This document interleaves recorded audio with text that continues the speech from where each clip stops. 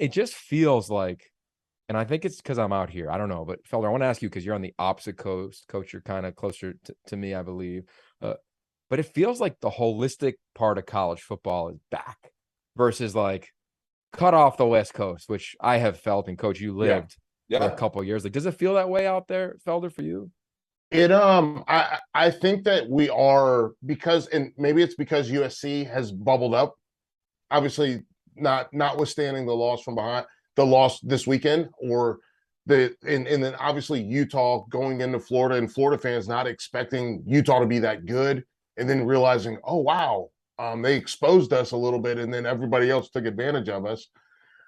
So I think people are starting to pay more attention to the West Coast a little bit, and Oregon didn't do themselves any favors. We can all admit that with that game against Georgia, but USC and Utah helped, and then UCLA, man, come on. That's my point. I mean, I think Wayne Cook's my guy. Wayne Cook is my guy. I think there's a lot of people. More people watch that UCLA Washington game than you think. I get to see it. It was a only game on at that time of night. And it was a hell of a football game. Yep. And I think people saw, you know what? UCLA is a pretty good football team. Yes, they are. They're tough. And as I said a week ago, we've all been waiting for DTR to be DTR, to be the guy that they want.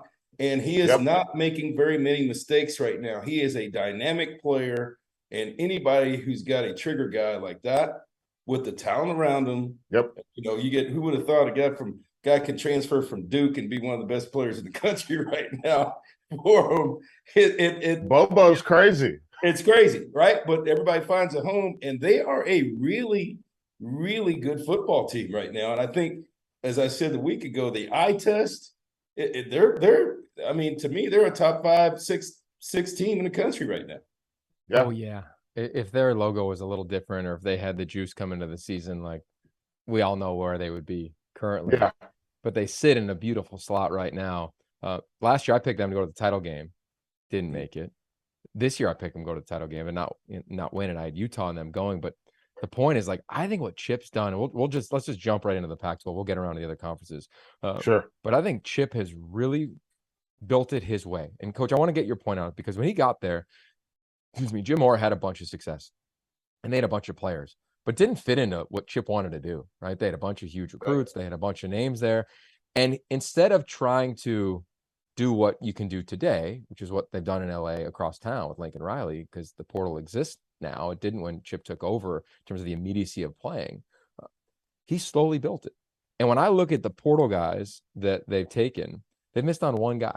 And it was Evidence Njoku, whose brother was on the roster at UCLA at the time. Right. Every other guy, whether it was going to Bama, going to Duke, going to Harvard, going to Notre Dame, like all the eval and the schools that the guys that they brought in, they've all hit. Zach Charbonnet, like he's a real guy. Like we got to talk about as one of the best running backs in America. You referenced Jake Bobo, but other guys, whether it's Azizi Hearn in the secondary, Darius Muasau at inside linebacker, have done a nice job there. And then the 3-star guys that they brought in recruiting, they would get dinged all the time. Oh, they don't have the 5-star, don't have the 5-star. But they got like a 5-star fit. And I just think that now with this defense and what Coach referenced about Dorian, like then you add in Chip Kelly's play calling acumen, like they're a legit threat. Not like, oh, it's a good story like Minnesota a couple years ago. Right. You with me? Well,